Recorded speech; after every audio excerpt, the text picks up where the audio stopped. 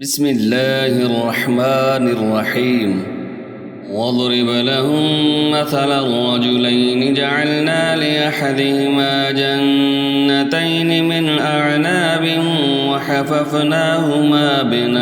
وحففناهما بنخل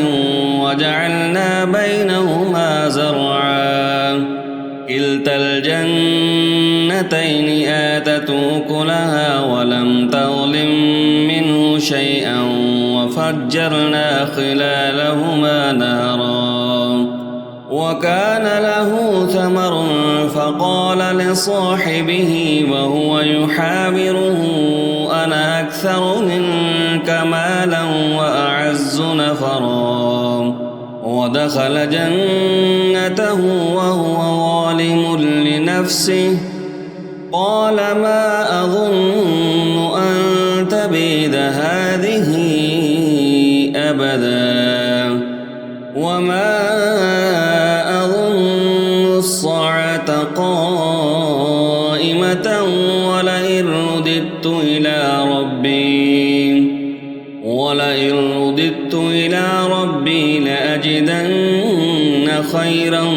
منها منقلبا قال له صاحبه وهو يحاوره أكفرت بالذي خلقك من تراب ثم من نطفة ثم سواك رجلا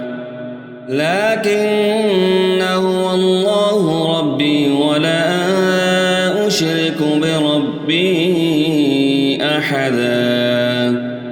ولولا إذا دخلت جنتك قلت ما شاء الله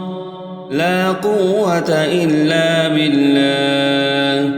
إن ترني أنا أقل منك مالا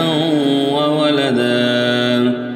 فعسى ربي أن يؤتيني خيرا من جنتك ويرسل عليها حسبانا من السماء فتصبح صعيدا زلقا أو يصبح ماؤها غورا فلن تستطيع له طلبا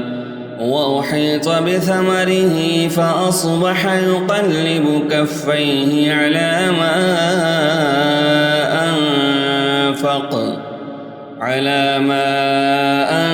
أنفق فيها وهي خاوية على عروشها